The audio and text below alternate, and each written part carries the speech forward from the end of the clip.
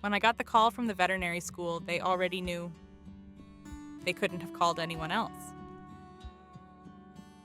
I've always had a weakness for cats, and when I saw that tiny kitten, just a few ounces, covered in ringworm and struggling with a severe respiratory infection, I thought, if she ends up in animal control, she won't stand a chance.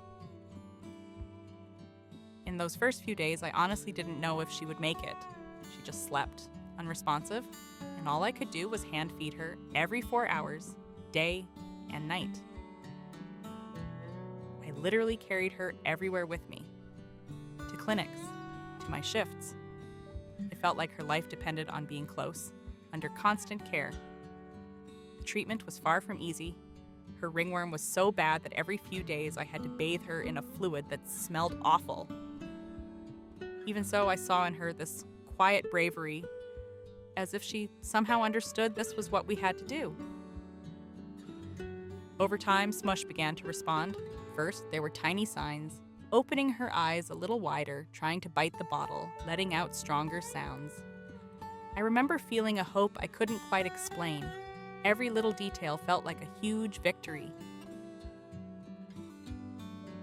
When she finally improved physically, another challenge appeared. She had spent so much time in isolation that she wasn't socialized. I worried about what would happen when it came time to find her a family.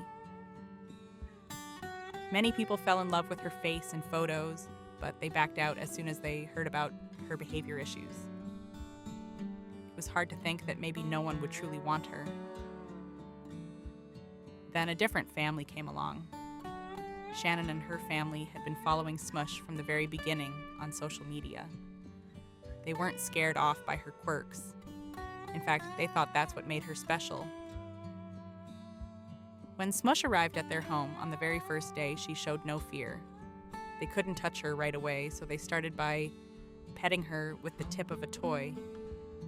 Little by little, she realized she was safe. Today, seeing Smush jumping onto shoulders, rubbing against them, showing off that sassy, one-of-a-kind personality. It's everything I wanted for her.